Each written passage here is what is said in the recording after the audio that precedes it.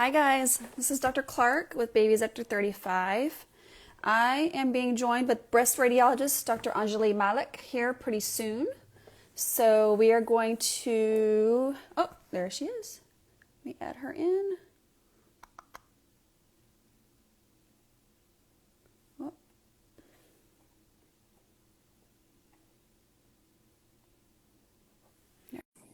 She should be joining me here soon.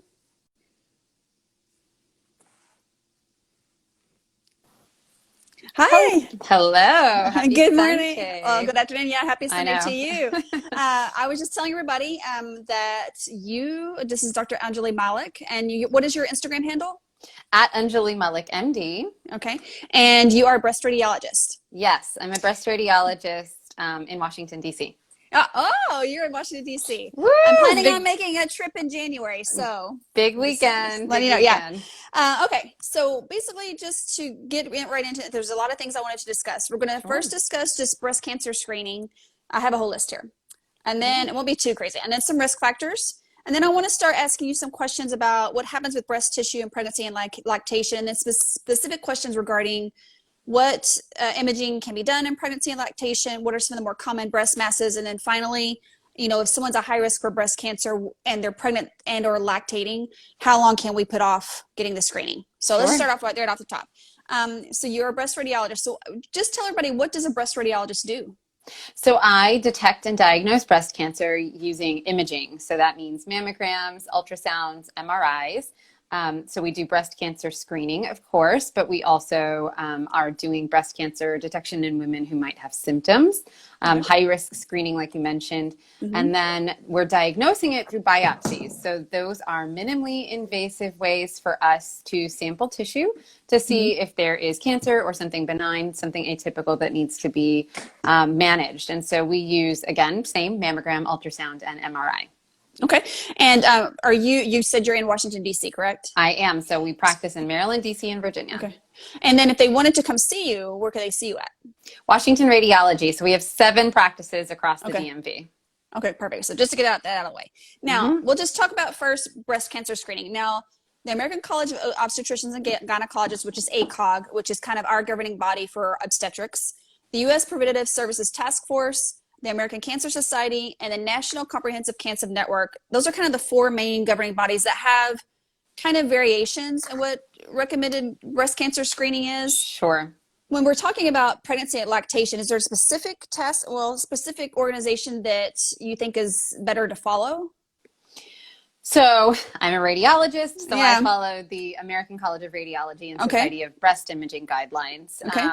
Which are all evidence-based, and each organization that you reference, including the ones that I reference, they all look at the data, they all look at the patients that they're trying to address, and they make decisions that they think make the most sense. And of course, unfortunately, there is some differing opinions and guidelines based on that. But when it comes and we'll address pregnancy and lactation, but for the average risk woman, that's the 1 in 8 that we always hear about, it's annual screening after 40. For high-risk women, it requires having that conversation early with your doctor.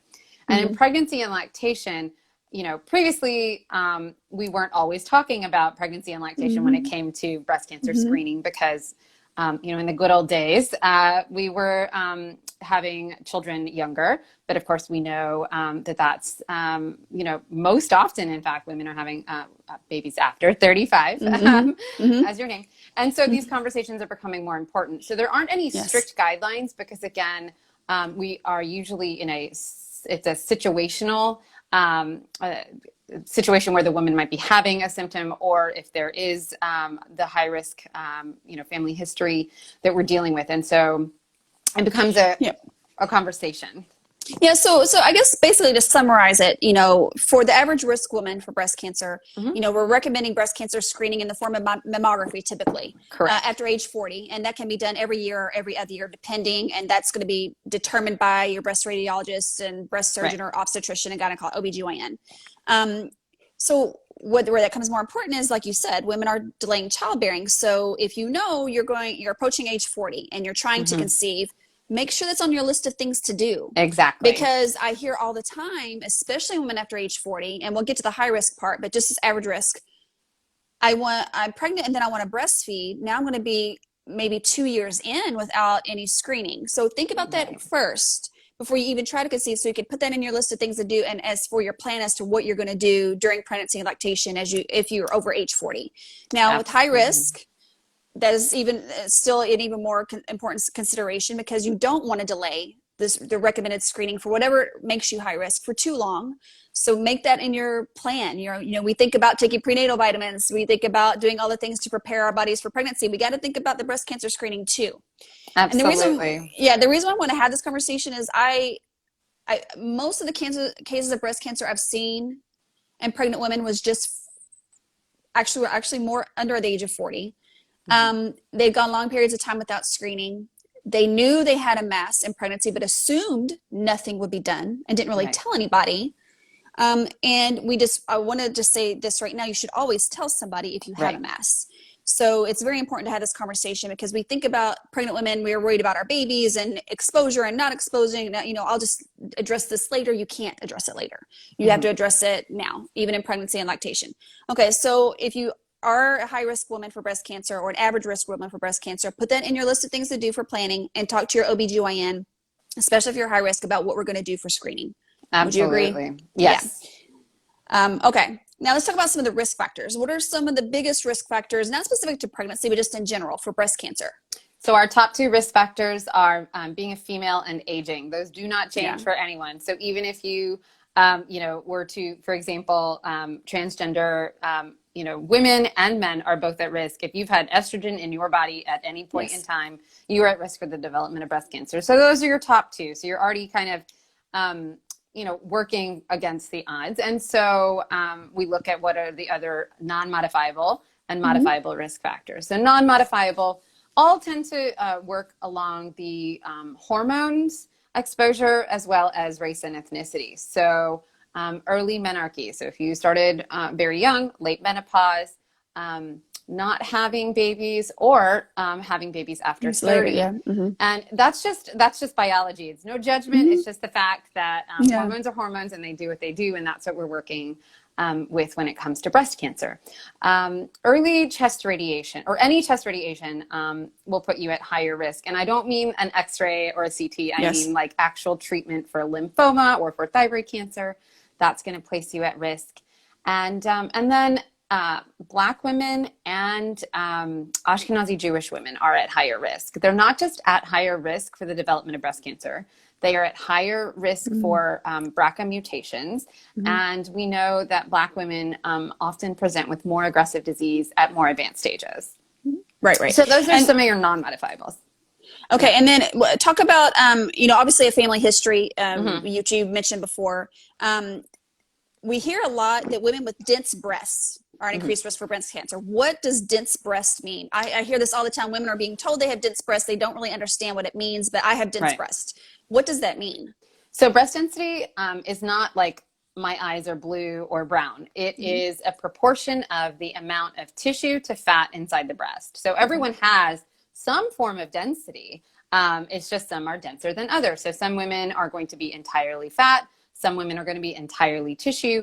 And then the other 2 are going to be somewhere in between. So if you're greater than 50% tissue, you're considered either heterogeneously or extremely dense. And why that matters: one, what you referenced, higher risk for the development of breast cancer. The other is my job as a radiologist who reads mammograms is to look at that black and white mammogram and look for cancer. The fat is black, the tissue is white. Well, cancer is also white. And so if I am trying to look for breast cancer, it's going to be a lot harder in someone who has a lot of tissue. That's just the fact of the matter. We have a lot of technology these days. The 3D mammography or tomosynthesis that you might have heard of, that helps us screen and detect small invasive cancers in women with dense breast tissue. It also decreases false positive callbacks. But the increased risk does remain. And that's why, as you've already referenced, having that discussion in regards to risk is really important to calculate if you are someone who falls into those high risk categories. So is it the actual, does the density make you an increased risk, or does the density make it harder to detect? Both. Does that make sense? So it's both. Okay. So extremely dense women are at higher risk, and it's a relative risk, right? I mean, it's not, everything doesn't add up. It's a relative risk. And they think it might be due to just having increased tissue that lends itself to increased cancer forming.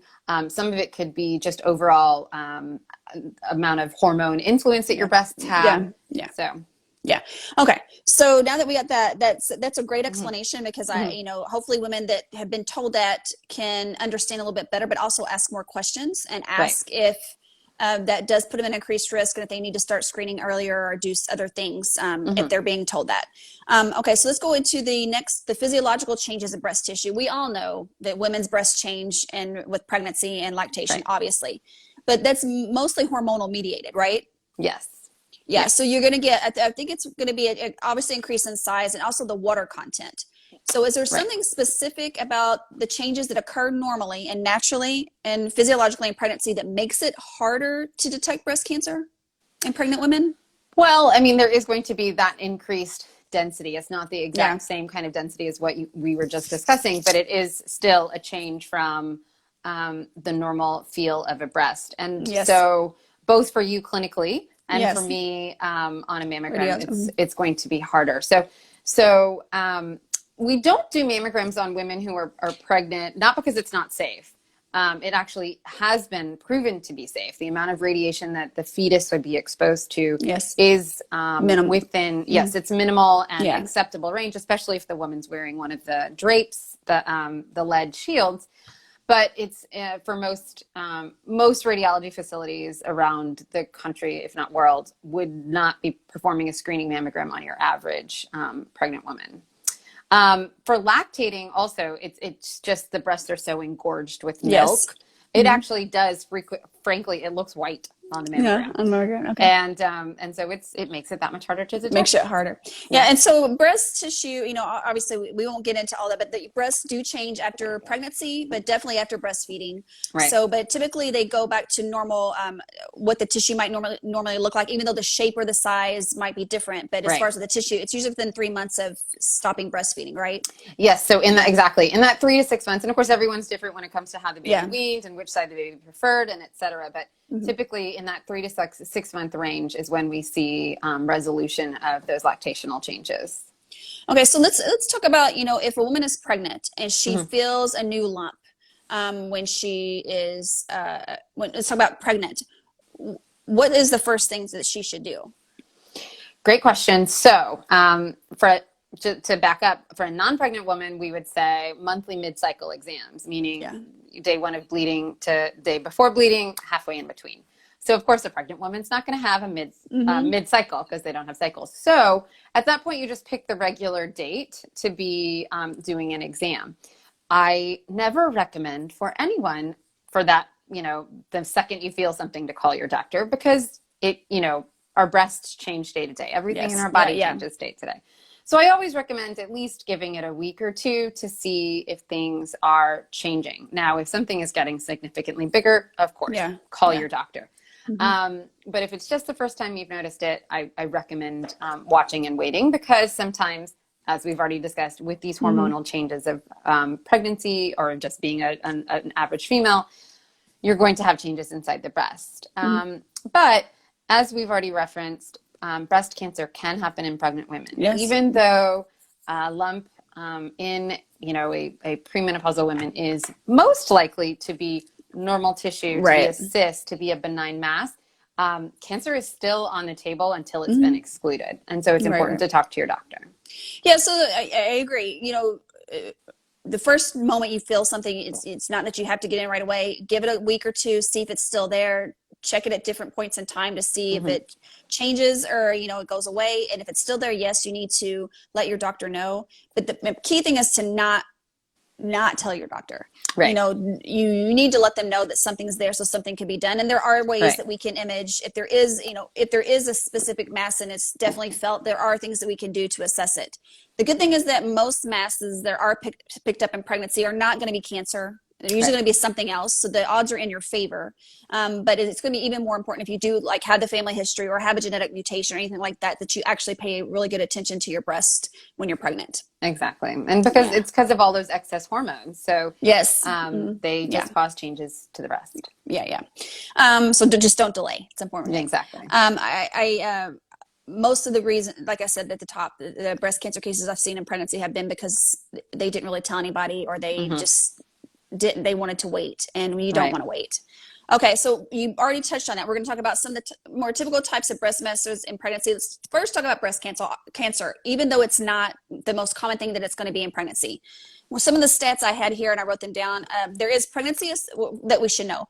Pregnancy-associated breast cancer is defined as breast cancer diagnosed during pregnancy or within 1 year of childbirth. It's rare, occurring in about 1 out of 3,000 to 10,000 pregnancies, and it's about 3% of all breast cancers. It's about 6 to 10% of all cancers in women under 40, with their average age around 34. And then patients typically present in a postpartum period with about 20% occurring during pregnancy, meaning that it developed in pregnancy, but they would present in the postpartum period. Do you manage a lot of these patients and see a lot of this in pregnancy and postpartum? We do. I wouldn't say a lot, but we do see it. And in young women too. I mean, I've seen it in 25-year-olds. They go on to have a BRCA mutation or, some other very strong family history. And that's where it would have been amazing if they had had those open and honest conversations with their OB-GYN. And someone had said, hey, listen, you're really high risk. Let's get you tested. Or, hey, let's have a plan. And that's why you and I are doing these kinds of things, because we want to get that out. But yes, I have seen breast cancer in pregnancy. I've seen it in lactation. And, the good news is it happens enough that we have a plan. We know what to do. We know how to take care of you. So leave that to us. You just report when you're feeling something. Yes. And so but for pregnancy-associated breast cancer, what are some of the more common ways it presents, other than just the mass?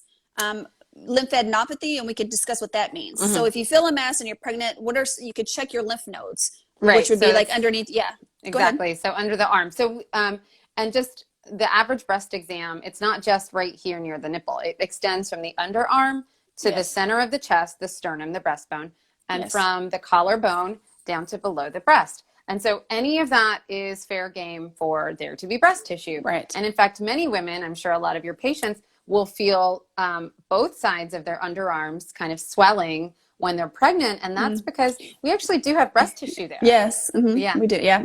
I've actually had a friend who thought she just had moles both sides. Turns out she had an extra nipple on both sides. And when she was pregnant, she had the, kind of like the second breast and the second nipple, both sides. So it's totally fair game for us to have breast tissue up there as well as those lymph nodes. The difference between just your average lump and a breast cancer lump, we know it's the fixed hard mass. So it's not going to move when you're trying to press it. It's going to be really hard and firm. Another tip, Dr. Stacy T, I'm sure you've seen her. She had that tip where if you press towards the nipple and it doesn't roll with you. So that kind of concept, something that's fixed and hard. If you have changes to your skin, that's a really big one, or changes to the nipple. Those are times when we're starting to, maybe think something other than just your average pregnancy related changes. So if your skin is getting red, if it's starting to get dimpled, if it's getting warm, if you have drainage from the nipple, particularly if it's bloody, and if you have like patchiness or itchiness to the nipples. Yeah, I think one of the cases that I've seen that it sticks with me is that she was having some skin changes in pregnancy and was kind of avoiding telling anyone because she didn't want, I think she knew something was wrong, but because she was pregnant, she thought, I want to do everything I can for my baby. And it didn't work out for her. But I want women to know that, even if it's scary, and it's scary if you find something like this, there are things that we can do and you can still have a healthy pregnancy. Right. And both of you, you can still be treated. So please, if you feel something different or you see something different with your skin, let your doctor know. Someone had just put them here, what a second nipple. So what we're talking about are accessory nipples. When we're developing, we have what's called a nipple line. I don't remember exactly what it is, where you can get multiple axillary. Yep. Okay, I'll lay down. Yeah. And some people can end up with more than one nipple. But it's not obvious in some people, and they thought it was like a mole or a skin tag. And then once they get pregnant, Well, it's actually a nipple, and you can get engorgement of that tissue around that nipple, and you end up with what Dr. Malik said, the engorged breasts or the second breast. So yeah, I've seen that too, where they didn't even know they had it until they got pregnant. So yeah. Right.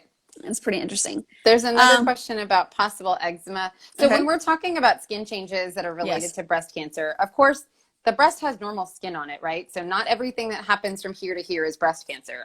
Women get pimples on the breasts, you get black sweat glands, you get ingrown hairs. All those things happen because we do have skin on the breast. So when we have skin changes of the breast, it's always important to, again, monitor, pay attention to it for a week or two. Let your doctor know. Yeah. It requires, when it's skin changes, sometimes it requires both me to do a mammogram and ultrasound and a breast surgeon or a dermatologist to biopsy the skin. So, so it's a little bit more complex when it gets to that, but it is good to let your doctor know when you have those changes, because skin of the breast isn't just skin and the breast isn't just breast. Yeah, and I'll say this all the time. I'm a maternal fetal medicine specialist. I know a lot about a lot of things, but I don't know everything. And I do not hesitate to consult dermatology because I mean, these skin things that people see, and a lot of times it's, you think it's pregnancy related and it's something else. Never hesitate to consult dermatology, neurology, and psychiatry. Those are three things that I do not hesitate to consult ever, because I don't skin stuff still, I have no idea. So yes, and like you said, I think it's a great point that you mentioned, is that when you do see skin changes, especially in pregnancy, especially in the breast area, we do need to get dermatology on board. We do need to get a breast radiologist on board, so we can all three decide what exactly is going on. Right. Exactly. Yeah, we can. Okay, so I'm going to pop down because I think we're going to have a lot of questions here. I don't want to miss those. I had some other breast masses that I wanted to go over, but I want to start asking some other questions, and if we have time, I'll loop back up. So when someone she says she has a breast mass during pregnancy or lactation, I check her, yes, she has it, and I send her to you. What is the first step in assessing that mass if she's pregnant or lactating? So it'll be an ultrasound. Okay. So for pregnant and lactating women, we start with, for pregnant women, we start with ultrasound. For lactating women, there are two options, and it is going to depend on age. If they're below the age of 30, it's going to be ultrasound. If they're above the age of 30, we take into account how frequently they're feeding, how far postpartum they are, and if they've had the opportunity to feed immediately before seeing us. Because if they have fed and they're not someone who's feeding on the hour, every hour, right? If they've got spaced enough feeds, we can safely do a mammogram if they are above the age of 30. Okay. But they would still get an ultrasound. The mammogram allows for a fuller picture. Right. The thing about breast, why we start with breast ultrasound, because I hear a lot that why would you not just go to the mammogram? Right. It's because the breast ultrasound is better at telling if something's solid versus cystic. Is that right?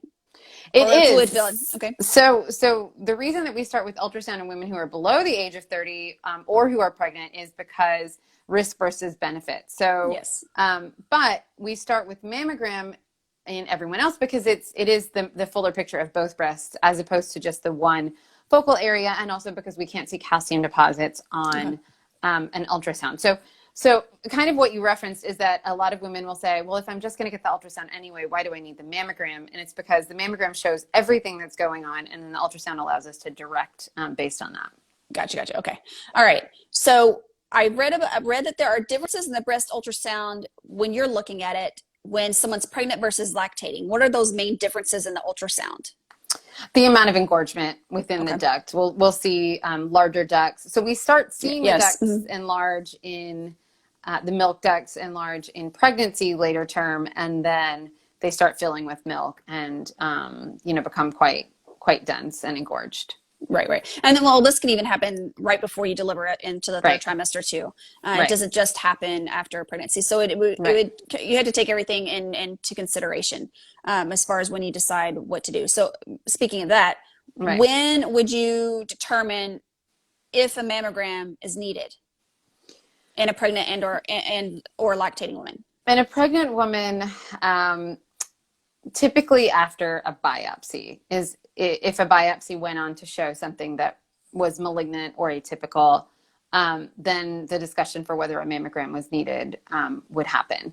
For lactating women, again, you counsel based on if they're above or below 30, whether they've had the opportunity to feed or pump. And then if the findings on ultrasound are suspicious, or if there is continued concern, you can do a mammogram. Okay. But you're always going to get the ultrasound. And, like, for example, if I do an ultrasound on a pregnant female or a lactating female, and it's a very obvious, clear cyst, it corresponds exactly to what they're feeling, we're finished. But if they, if I'm seeing something vague, or if I don't see anything at all, we can consider next steps. Yeah, and it's important to know too that if during pregnancy a mammogram is recommended for whatever reason, and sometimes it might be, it's okay to get it, because we can shield the abdomen, and the radiation that's given during the mammogram is going to be localized. So it'd be kind of like if you need to do something with the dentist, we could shield your belly just like that for a mammogram. So if it is recommended, it is going to be safe, and I'm pretty confident that the breast radiologists are not going to recommend a mammogram unless it's absolutely necessary. Exactly. Right. Okay. Are mammograms, and we kind of touched on this a little bit, are mammograms less accurate in the late third trimester and lactation? And if so, why? Yeah, so kind of like we said, that's why we ask women to either delay to the 3 to 6 months postpartum, or at least feed right before, because they are so engorged, so full of milk, it becomes really challenging to interpret the mammogram. Right. So we'll get to that. I was going to ask you about the MRI, but that's coming up. Okay. Should I get you talked about this earlier, but I want to talk about it again. Should I get a screening mammogram when I'm pregnant and without symptoms? First of all, what is a screening mammogram? So screening mammogram is for asymptomatic women for the detection of breast cancer. Ideally, any kind of screening means an easy, fast, cheap, quick study for the screening of cancer that, when detected early, can be treated and cured. And so, again, classically, this wasn't even a discussion for pregnant women because they were below the screening age. Now, as we touched on early, the ideal is to be having any screening before family planning begins. And now I know we can't always control it, but ideally in the situations where we are deciding to, grow our family, we are planning accordingly and having the mammogram on the checklist. Yeah, so if you have especially if you have the risk factors, or you're approaching age 40 and your journey may take you past that age 40, make sure we get that addressed and planned for as far as the screening. Right. Okay. Okay. What about getting a mammogram while breastfeeding? So it can happen, and for my women who are high risk, or again, delaying childbearing, I always say to do it in that 3 to 6 month mark. And the same thing happens, for example, if we're following a mass, if we identified something during pregnancy or lactation and we would like to get a mammogram on it, at some point, it's not imminent, but we want to get it. I always say that 3 to 6 month mark. But again, we mean 3 to 6 months after delivery? Right. Yeah. Okay. Yeah. Even if lactating or breastfeeding. Right. So just feed right before, and then you can get your mammogram. Right. For the BRCA, for the BRCA patients or known genetic carriers, I think in general, family planning has to be very carefully done, because especially for the BRCA, you're also looking at ovarian cancer risk and talking about what your risk reductions are. And so for most of my patients that know about that before family planning, they do carefully balance the two so that they're able to still manage screening. Right. And you also mentioned too, you guys will recommend about pumping or breastfeeding right before the mammogram. Right. If they are. Yeah. Okay, good. So for those that are high risk or have the mutations and are breastfeeding, you can make a plan for still getting a screening at, like you said, at that 3 to 6 months after delivery. Okay. Now, what is a breast MRI? I mean, I know what it sounds like, but what is it, and why would you get that? What's the reason to do a breast MRI? So good question. So mammograms are x-rays of the breast. Ultrasound is sound waves going through the breast. And MRI is, it's another study. The difference being, instead of just taking a picture of the breast, at a moment in time. And MRI is what we call a physiologic or functional test. So it's actually looking at what's going on inside the breast more at a cellular level. And the way that it does that is through IV contrast. So you'll get an IV, we inject contrast into the breast, and we look for the areas where it's taken up because based on cell biology, it's taken up in cells that are active, in tissue that is active. The theory being cancer is active. Of course, we know that there are a lot of things inside the breast that are active, and so not everything that's bright is cancer. But that's sort of the theory. We look at how fast it takes up the contrast, how fast it gets rid of the contrast, and that helps us screen or detect breast cancer. So the number one reason that we're using breast MRI is for women who have been diagnosed with breast cancer, and it helps us determine the exact extent of their disease and look for other areas of disease. In a screening setting, why we would use breast MRI is for high-risk women. So classically, that was defined as women who are greater than 20%. But because of delayed childbearing and breast density, et cetera, more and more women are entering into maybe that low 20s. And so now breast MRI is even considered maybe for someone who's a little bit higher than that. Certainly someone with a known genetic mutation, someone with a strong family history of premenopausal breast cancer, someone with family history of male breast cancer. And for those women, it's part of their screening protocol. So it's used in concert with mammography and sometimes even with screening breast ultrasound. Now, the reason that not every woman is getting a breast MRI, as I sort of referenced, the point of screening for anything, breast cancer or anything, is quick, fast, cheap, easily accessible, easy to perform, easy to interpret. And mammography fits the bill. You know, if you've had a screening mammogram, you know you go in, you go out. Screening centers are doing hundreds of these a day. MRI, it takes long. It's expensive. And even though there's no radiation, there is the contrast. There's some risk with that, et cetera. And there are those false positives. And so it is best used for women who are at high risk. Right. Okay. So that, you know, again, if you're delaying childbearing and or going or a high risk for whatever reason, and you're going to approach age 40, you know, talking about when to do your screening, how to do your screening. Most women that are high risk, I would guess, have gene mutations. They already know what the plan is, but just kind of fit the pregnancy in there, let their team know what you're planning on doing so that we can decide which imaging modality is going to be best for you to screen before, during the trying to conceive period, or, you know, after you deliver. The only reason for anyone to actually get further testing is if they have a symptomatic breast mass while they're pregnant. You know, that we definitely start with an ultrasound, but as far as the mammogram, we would proceed to that if necessary. Okay.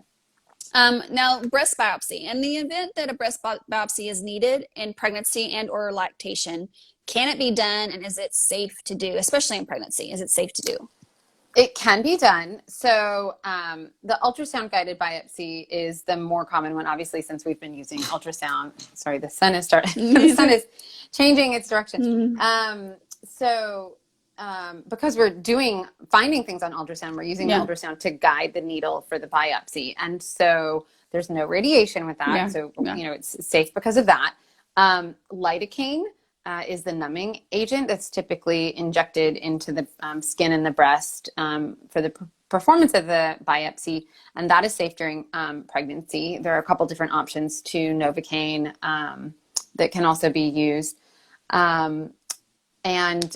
We typically will avoid the epinephrine, which is something that helps decrease the bleeding, but it can also change the vessel. So we don't want to affect anything with baby. And so we don't give that. And then the biopsy itself. So the things to be aware of.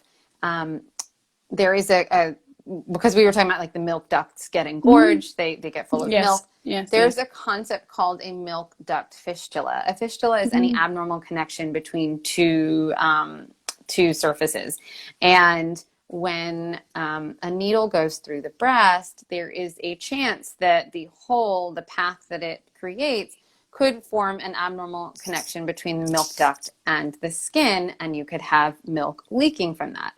How we avoid that is having a lactating female feed immediately before a biopsy. For pregnant women, I've never had that happen because most often if they're feeling something in the third trimester, it's either A, nothing, or B, it's something that we're able to wait to address until after delivery. For lactating women, I have seen one or two of those over the years. They, of course, can be resolved. It's still a very, very low risk. But it is something to be aware of. Right. Okay. So that, and then see, we've already, the last question I was going along the lines of high risk pregnancy, high risk women, and how long they can wait. But I think we've already addressed that. I think we'll say it again. It's important to keep that in your planning, just like you would for anything else when you're trying to conceive. So let's take a minute and let's go see some of these questions. Yeah, I've been getting a lot of great questions. Yeah. Let's see. Breast mass after a car accident, that is probably going to be fat necrosis. Let's talk about that. I scrolled up from it, but someone at the bottom, well, I'll scroll back down. Let me see if I can find it. Is it here? Yeah. Have a huge breast mass after a car accident that is firm and currently breastfeeding. Milk is pink tinged at times. Ultrasound happening soon, but should I still feed? So let's first talk about, I've seen it too, where women have a car accident from either the seatbelt or some kind of trauma to the breast, and they get a very hard mass. What is that? I know where it gets from the trauma, but why is it that occurs? So in the same way that we can have external bruising from any kind of bump or fall, basically the same concept happens inside our body. And those changes don't always resolve the same way that a bruise does, right? So you can have bruising that's really prominent and it'll resolve over sometimes a week or sometimes a month. But inside the breast, when that happens, it causes enough changes that you get what's called fat necrosis or dystrophic calcifications, and they are very hard. And that's just like a consequence of any kind of trauma. So it happens from surgery, it happens from airbag deployment, from seatbelt injuries, from falls. I've had women who fall on their walkers, older women, and they never saw the bruising, but I see the changes inside the breast. On the inside, yeah. So she's asking, she's getting an ultrasound, which is good, but unless they told you not to breastfeed, breastfeeding should be okay until you get the ultrasound and figure out what's going on. Correct. Yeah, Correct. So let's go back up some. For family history, mothers or fathers is pertinent. So it's not that breast cancer just travels on the mom's side. So that's why, like Beyonce, for example, her dad had breast cancer. She's at high risk. She needs genetic testing. Yeah. So yeah, you're talking about in terms of family history, is that on your mother or father's side? Yeah, it's on either side, right? Right. Exactly. And we talked a little bit about skin changes being dismissed as eczema, possibly inflammatory breast cancer. Right. What are the specific skin changes that you see with inflammatory breast cancer? Warmth, redness, and what we call peau d'orange, which is French for orange skin or orange peel. And so that dimpling of an orange skin is what's going to happen to the breast. Those are the typical signs of inflammatory breast cancer. Now, those can also be very similar to mastitis, which is inflammation of the breast and an infection during lactation and sometimes later stages of pregnancy. And so it's just always important to exclude. Your doctor will probably discuss getting imaging and antibiotics, and if there's no resolution, surgical consult. Yeah, we talked about that. Which ends up getting pregnant when I find it somewhere. Is biopsy ultrasound the best option for inflammatory breast cancer in breastfeeding women? So inflammatory breast cancer is diagnosed two different ways. So I diagnose the breast cancer via an ultrasound or our mammogram, however we detect the lesion. Identifying it as inflammatory is via a skin biopsy from a breast surgeon or a dermatologist. And that shows that it's actually infiltrating the lymphatics of the skin. Right. And then you had mentioned, touched on some of the risk of contrast with the breast MRI. What would be the risk of the contrast? So it's overall a low risk, but we do know that it can be a problem for women, for anyone who has kidney disease. So your diabetics, hypertension, people with high blood pressure, people with only one kidney. These are the times that you talk about what the effects on the kidney could be. As with anything that we put in the body, there can always be an allergic reaction, although again, low. And there have been some reports that have been dispelled, particularly with the agents that are being used now, but it could deposit in the brainstem and cause long-term effects, but not with the things that are being used now. Okay. And you mentioned also, we talked, since we'll go back and talk about that, mastitis. I see it a lot because I deal with postpartum women. And typically what that is caused from is just where you get bacteria that enter through the nipple and get into the milk ducts and cause an infection. You might have warmth redness. It can be pretty painful. And what I also see a lot with mastitis is engorgement, where the breasts are not typically emptying very well. And in that situation, yes, you should absolutely go see and be seen by, in the ER or labor and delivery unit, the triage area for that, to make sure it is mastitis, because you do need antibiotics to treat that. We do need to do an exam. And sometimes mastitis can actually go into a breast abscess, where you're actually getting a pocket of infection within that duct or in the breast tissue. The difference between mastitis and breast abscess is, mastitis can be, we can give you oral antibiotics, we could send you home, we encourage you to feed frequently or pump frequently to help clear that out. But if you get to the point where you have a breast abscess, that becomes more significant and more difficult to treat. And that's when we get the breast ultrasound to confirm that diagnosis. You will probably need IV antibiotics. In a more worst case scenario, it needs to be drained depending on how big it is. When you're looking at when I send a patient like that to you for an ultrasound, what is it that you typically see, or how do you know that it's actually an abscess on the ultrasound? So we're seeing kind of that fluid pocket. We see a fluid collection. Fluid collection is what we like to call it. But it's that same concept where you've got not just the skin thickening and not just the edema or that swelling, but you start seeing actual collections of fluid. It doesn't look solid. It doesn't have any blood flow. There's a lot of blood flow around it, but none inside it. And sometimes we can even, for example, draw some fluid out to help you or the alleviate surgeon, to alleviate the pain, but also to determine what kind of antibiotics are needed. So, I mean, it's typically going to be a staph infection or a strep infection, which are most of the time very amenable to antibiotics by mouth or IV.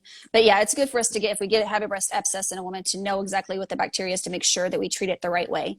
With a breast abscess, you don't want to breastfeed. You want to pump and dump until we get that cleared up. So that's kind of the main difference between mastitis and a breast abscess. The other thing about mastitis is that don't delay. Your breasts are, I used to get what I called milk rocks. My breasts would get engorged and I would get like rocks in my breast. And the only way to fix that was to work it out or to feed or pump more to help work it out. That just means a breast duct or a milk duct was getting clogged. Right. It was never red. It was never warm. I never felt sick. I never had a fever. If any of those things come along with that hard area, especially the redness on the skin, you've got to let somebody know, because that's likely is mastitis. Right. And I've seen, especially young moms, didn't tell anybody, and they come in and they're so sick, and their breasts are, and I hate that because it's so painful. It's so painful. So yeah, just make sure you get seen sooner than later. And the odds of going into breast abscess are low, but it does happen, and we want to prevent that. So getting assessed and getting all those antibiotics is best. Breast abscesses and mastitis can be pretty gnarly. I wanted to talk to you also fibroadenoma. Fibroadenoma, what is a fibroadenoma, and can they change, or can they start to grow more in pregnancy? And is it something? Yes. Okay. Go ahead. Talk about that. Fibroadenomas are probably the most common. They're the most common mass that we have in our reproductive age. So we can have them anywhere from puberty to your perimenopausal years, and they are essentially, they are breast cells that, instead of growing in ducts, they start growing into themselves and form a closed off mass. You can just have one, you can have multiple. Yes. It's very common to have multiple throughout both breasts. they are the most frequent palpable solid mass, so something that a woman is feeling. And they are hormonally influenced. So we very frequently see changes with them when a woman starts or stops a birth control pill or an IUD, any form of oral contraception hormone contraception, when they are pregnant, when they are lactating. We see it with miscarriage or with the Plan B. I've seen it. All because there are changes to the hormones. And then in the perimenopausal time frame, when the hormones start fluctuating a lot, we also see changes sometimes, including growth for fibroadenomas. So the average fibroadenoma is going to look like a smooth, round or oval mass on the ultrasound. It has a very classic appearance. Sometimes they'll have gentle curves. What I always show to my patients is if you can, easily draw a line around it with a pencil, it's very likely to be a fibroadenoma. If you start getting those jagged edges and it starts looking very irregular, starts looking like a star or an asterisk, that's when we worry about breast cancer. But just because something develops doesn't mean it's cancer. Just because something grows doesn't mean it's cancer. And that's what we're here to help determine. Yeah, I had one before I had the kids, and it was pretty painful. I ended up having to get it taken out. But yeah, and then also I want to make sure everyone knows that a fibroadenoma is not the same thing as a fibroid. Fibroid is in your uterus. I hear that a lot. It's and it's understandably confused, but it's totally different body parts, different cells. It's not the same thing. They're not related to each other, other than they can both be hormonally influenced. It's one of those things, but they're not the same thing. And you mentioned that you had to get yours taken out, and that's not uncommon, but not all fibroadenomas need to be taken out. They're typically recommended for excision if they are extremely painful to you, or if they are growing for us. So if they're growing significantly, then we might recommend they be removed. Yeah, mine was right on my pec muscle. So every time I moved my arm, it was hurting, and I tried for a long time not to do anything, but operating and all that, it was causing too much trouble. But yeah, most of them are do not have to be taken out. So okay, let's see, what else did I want to let me see if there's other questions. What could it mean if a girl has high progesterone levels without being pregnant, but has pregnancy symptoms like milk release?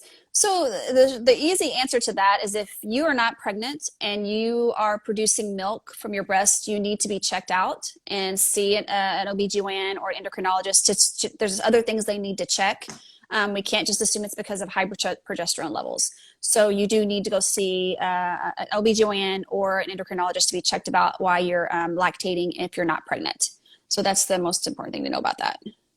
And other kinds of nipple discharge can be related to hormones. We worry most when it comes on its own and when it's bloody. Other kinds can be worrisome. If it's one that you're squeezing out because you felt pressure, that's not what we worry about. We worry if it comes on its own and if it's bloody.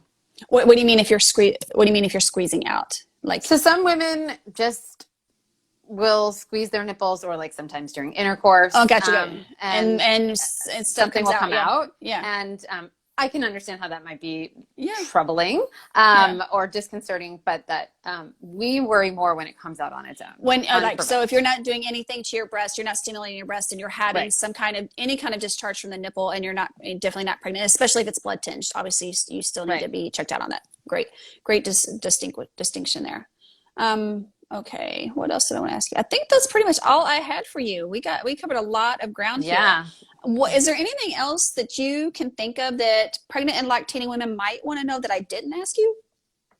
I think we hit on a lot of the important topics. I think for you and me both, the most important thing is to be having those conversations early with your physician. I am really passionate about the early identification of risk, risk reduction, and management. And so, women don't think about pregnancy, understandably, and they don't think about breast cancer, understandably, until later in life. But unfortunately, the decisions that we make, early in life affect us later. And so I think when women are in their early 20s, and certainly before the age of 30, it's really important to talk about family history and to know your family history, to determine whether you are someone who needs to start screening early, who might need genetic testing, because it might affect your family planning. You might say, hey, you know what? I want to freeze my eggs or freeze embryos, or it might change your plan. Especially now that the technology's there. Right. It didn't used to be there. And I will, just to piggyback on that, I am continually surprised when you go to a doctor for the first time, especially when you're pregnant, and we ask about family history. Everybody thinks, oh, I don't know.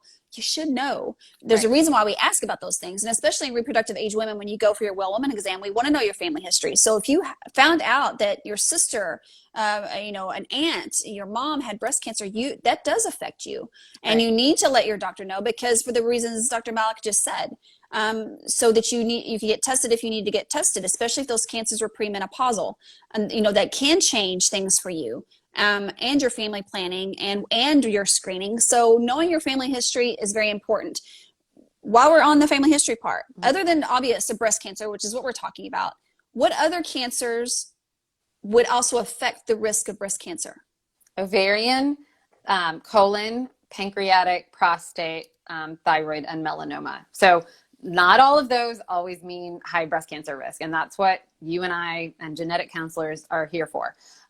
Any family history of ovarian cancer or male breast cancer is an automatic knee-jerk need for genetic testing, because both of those are so highly linked to genetic mutations. Okay. And so, it was a lot harder back in the day when women didn't have these conversations and sometimes didn't even know if it was their ovaries or their uterus or their cervix or what. They just knew they had cancer down there and they didn't know what it was. And so, unfortunately, a lot of women were deprived of that information. So these days, as open as we can be, the better. And same for colon cancer. You don't think of it being linked. Ovariine cancer, it's a little bit easier link for people because it's female. Female. Right, exactly. But male colon cancer could mean you're at increased risk for female breast cancer. So really important. Of course, men can get breast cancer, obviously, since I'm saying it's a risk. So pregnancy and lactation might not be relevant to them, but any of the things that we've discussed can impact them. And then again, the prostate cancer. So, women are never thinking of their dad's prostate cancer or their grandfather's prostate cancer. But if you start seeing multiple in those male relatives, you have to think, what's happening here? What do we need to do about it? Right. So paying attention to your family history is extremely important. So I think the big takeaways from this discussion is, especially for pregnant and lactating women, is number one, if you have a mass and it persists over a week or two and you've watched it and it's still there, you got to let your doctor know. Women who are delaying childbearing, this is babies after 35. A lot of women follow me that are not in that age group, but a lot of women are following me younger because they are anticipating delaying childbearing. If you're anticipating delaying childbearing and or you have risk factors that could affect when your screening is being done, put that into your family planning strategy, especially as you get later in your 30s and approaching age 40, so that we can address that and come up with a plan for your screening. And then also know your family history. Know what your family history is. All those cancers that Dr. Malik just mentioned might seem remote or not applicable to you, even because they're in men, some of them, but they are applicable to you. So that's why we want to know what your family history is. So, keep up with all of that. Any other pearls from you? Those are my few. Just know your risks. So, again, being female and aging, we all have that. So know ways that you can be reducing your risk. So, reduce or eliminate alcohol consumption, maintain a healthy weight, because fat cells produce estrogen. And then just overall be aware. Yeah, agreed. Well, thank you so much for your time. This is very informational. I actually had to prep a lot for this because I have to be honest, there's a lot of things that I don't know. I mean, I can do a breast exam, I can refer, but I do need to know. And I am actually writing a paper with a resident right now about special considerations for women after age 40 who are trying to conceive, and this is in our paper. Yes, so very important. We have to keep that will be a big part of this paper, and hopefully it will help guide some doctors for women of who are taking care of women of reproductive age after age 40 who are wanting to get pregnant. So anyway, awesome. Thank you so much. Yeah, hopefully it'll get published soon. So thank you so much for your time and giving me part of your time on your Sunday. Again, let people know how they can find you. I'm at Anjali Malik MD on Instagram and Twitter, and you can check out my website, anjalimalikmd.com. Perfect. And this will be posted, this video will be in my Instagram stories, on my feed, and on my Instagram TV, and I will have her tagged in there so that you can get her that way. Okay? Perfect. Thank you so much. Have a great day. You too. Bye.